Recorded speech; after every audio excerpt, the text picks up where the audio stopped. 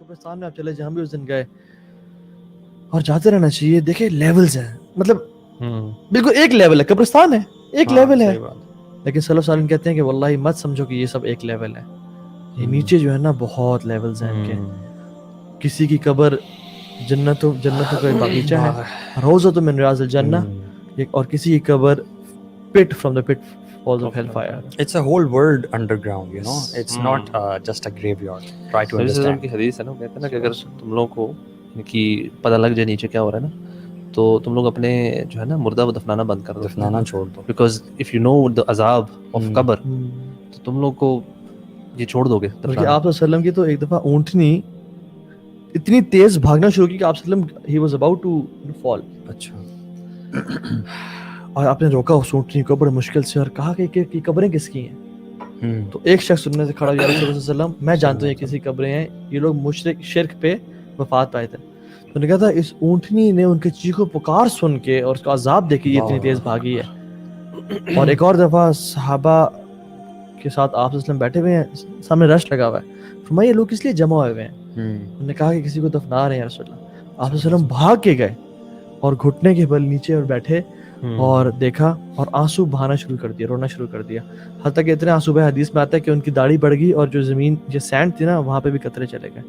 اور پھر آپ نے جب صحابہ کے پاس آئے اور کہا کہ صحابہ اپنے آپ کو یعنی اپنی قبر کی پناہ مانگا کرو, قبر کے عذاب سے پناہ مانگا کرو. کیونکہ صحابہ کرام جو تھے نا وہ they wouldn't always think about the day of قیامہ, you know.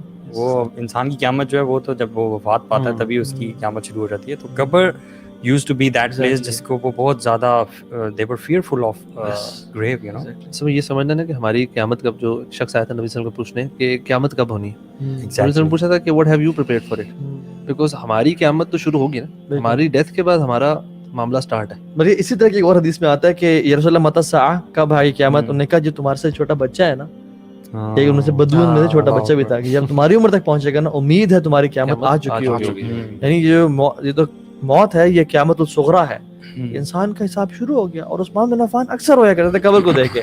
ایک شخص نے نا ان کے جو مولا تھے ہانی, انہوں نے سوال کیا عثمان بن عفان سے کہ میں آپ کو نوٹس کرتا ہوں آپ جنت جہنم کا تذکرہ سن کے نہیں روتے, لیکن آپ قبر کے جب بھی گزرتے ہیں آپ بہت رونا شروع کر دیتے ہیں.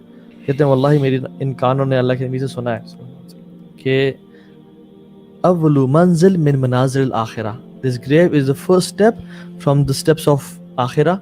جو یہاں پہ کامیاب ہو گیا اس کی آگے زندگی آسان ہو جائے گی, اور جو یہاں پہ ناکام ہو گیا اس کی آگے ساری زندگی ناکام ہو جائے گی. اور پھر فرمایا کہ this is the worst place, worst ditch that I have ever seen. یہ اللہ کے نبی نے فرمایا, یعنی اللہ کے نبی کہہ رہے ہیں this is the worst ditch I have ever seen. یار قبر جو ہے وہ جب بھی کسی بھی شخص کو ڈالا جائے, چاہے وہ نیک ہو بد ہو جیسا بھی ہو, ایک چیز اپنی جگہ رہتی ہے کہ قبر اس بندے کو ایک بار ضرور جھنجھوڑتی ہے, رائٹ, ایک بار ضرور دباتی ہے, چاہے وہ نیک بھی ہو. اور وہ جو حدیث صحابی تھے نا جو سعد بن معاذ تھے, مطلب جن کی وفات پہ شہادت پہ عرش کانپا, یا اللہ عرش کانپا کسی اور صحابی کی وفات پہ, 70,000 اینجلز آئے.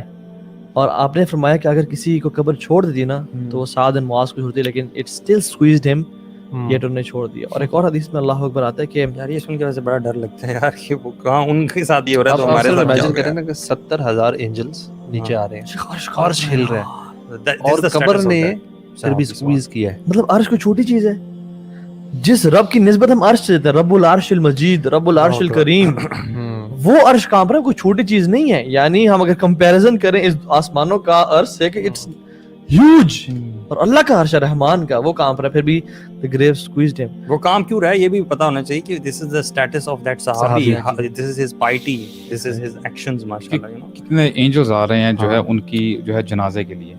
ایک اور حدیث میں آتا ہے کہ ایک بچہ وفات پایا, آپ نے فرمایا کہ اگر قبر کسی کو چھوڑتی نا تو اس بچے کو چھوڑتا, لیکن it still squeezed this kid as well, this baby as well, and then it released. حدیث میں کیا آتا ہے کہ جو شخص مطلب قبر میں جاتا ہے نا اور گناہگار ہے, یعنی ایک تو وہ شخص ہے جس سے پوچھے گا کہ تم کیا کہتے ہو اس شخص کے بارے میں, آپ صلی اللہ علیہ وسلم کے بارے میں, تو کہے گا کہ عبدہ و رسولہ, یہ اللہ کے وسلم, اور شہادت پڑھے گا تو اس کے لیے فرشتے کہیں گے کہ تم صحیح کہہ رہے ہو, ہمیں پتا تھا تم یہی کہو گے, کیونکہ ہم ہی تھے جو لکھتے رہے تمہارے اعمال, تم نیک اعمال کرتے تھے, گناہوں سے بچتے تھے, جھوٹ سے چغلی سے بچتے تھے. جو شخص کہے گا نا کہ میں نے لوگوں سے سنا ہے ان کے بارے میں وہی کہتا تھا جو لوگ کہتے تھے. یعنی منافق ہوگا وہ شخص, اس کو اس ٹائم میموری کام نہیں ہے کہ جاننا چاہے گا کہ میں یاد کروں یہ کون ہے, لیکن اس کو میموری کام نہیں دے گی کیونکہ اس کی زندگی نہیں گزری نا. اور حدیث میں کیا آتا ہے کہ جب وہ کہے گا نا تو پھر سے کہیں گے ہمیں معلوم تھا تو یہی کہے گا. اور پھر آپ نے فرمایا کہ جو قبر نا حکم دے کہ قبر کو کہ اسکویز کرو ایسے, اور جب اسکویز کرے گی نا تو آپ نے کہ ہاتھ ایسے تھے اور کہا کہ اس کی ربز آپس میں کراس کر جائیں گے, یعنی ربز ٹچ نہیں ہوں گی, وہ کراس کر جائیں گے. And this will happen till the day of judgment. So قبر کا بہت ڈیٹیلڈ ٹاپک ہے. I want us to discuss کہ what will happen on the day of judgment and what's the day of judgment, what will happen. کیونکہ جتنا زیادہ ہمارا آخرت پہ یقین, ایمان, تذکرہ ہوگا نا اتنا ہی ہمارے اعمال اچھے ہوں گے. ایکچولی آپ دیکھیں نا کہ ہم قبر کے بارے میں ڈسکس کر رہے ہیں, ہیئر آفٹر کے بارے میں ڈسکس کر رہے ہیں. امیجن کریں ایک بندہ جاتا ہے, قبر میں جاتا ہے, اس کی فوتگی ہو جاتی ہے اور اس کے اوپر جو ہے اوپر مٹی بھی ڈال دی جاتی ہے اور فرشتے بھی اس کو نظر آتے ہیں اور اس کا حساب کتاب بھی شروع ہوتا ہے. بائی اینی چانس امیجن کر لیں فار انسٹنس اللہ تعالیٰ اس کو دوبارہ اس دنیا میں بھیجتے ہیں, چل تیرے پاس ایک دن ہے, اب میں دیکھتا ہوں تو کیسے جو ہے زندگی گزارتا ہے after seeing all of this reality. تو میں یہ سوال اپنے آپ سے بھی کرتا ہوں, کیا وکاس would you lead your life the way you leading now, کہ تو ایک ایک منٹ یوٹیلائز کرے گا, ہو سکتا ہے وہ 24 آورز تو سجدے سے اٹھے گا ہی نہیں. صحیح بات ہے, واللہ اٹھے گا ہی نہیں. یعنی بات. تو اللہ تعالیٰ نے یہ قرآن مجید نازل کیا اور اللہ تعالیٰ فرماتے ہیں الم یعن للذین آمنوا ان تخشع قلوبہم لذکر اللہ. سبحان اللہ, اتنا زبردست طریقہ ہے نا ہمارے رب کا ہمیں جھنجھوڑنے کا. کہتے ہیں کہ لوگوں پہ وقت نہیں آ گئے یعنی ایمان والوں لوگوں کے لیے کہ ان کے دل جو ہے نا کانپ اٹھے اللہ تعالیٰ کی خشیت سے, کہاں اٹھے. اور بار بار جو ہے سورہ حدید میں اللہ تعالیٰ فرماتے ہیں اعلمو, جان لو, جان رکھو, آنکھیں یعنی اپنے کانوں کو کھولو اور اپنے دماغ کو یوز کرو. اعلمو انما الحیات الدنیا لعب ولہو وزینۃ وتفاخر بینکم وتکاثر فی الاموال والاولاد. یعنی دیکھیں نا تم لوگ ایک دوسرے سے ریس لگاتے ہو جی کتنا مال ہے, کون سی گاڑی ہے تمہارے پاس, موبائل فون کون سا ہے, تمہارے کتنے بچے ہیں, 2 ہیں, میرے پاس. یعنی ہم ریس کرتے ہیں ایک دوسرے کے ساتھ. كمثل غيث أعجب الكفار نباته ثم يهيج فتراه مصفرا ثم يكون حطاما. ایک کسان کی مثال دی گئی ہے کہ جیسے کسان کو اب دیکھیں, یہ کسان سے پوچھے گا آپ, یہ وہ اپریشیٹ کرے گا کہ جب اس کی وہ جو کھیت اس کا ہوتا ہے لہراری ہوتی ہے, اس کو بڑی اس کی سب کچھ ہی وہ ہے, اس کو اتنی پسند آتی ہے. لیکن کہتے ہیں کہ اگلی فیز میں وہ ساری یلو ہو جاتی ہے, یعنی ختم ہو جاتی ہے. اللہ تعالیٰ آگے فرماتے ہیں وَمَا الْحَيَاةُ الدُّنْيَا إِلَّا مَتَاعُ الْغُرُورِ. یہی تو یہ دنیا, یعنی دنیا یہی ہے, کچھ لمحے کے لیے, اس کے بعد جو ہے آپ یعنی یو آر گون. یار یہی وہ ریالٹی ہے جس کو صحابہ کرام نے نا ایکچولی ویژولائز کر لیا تھا.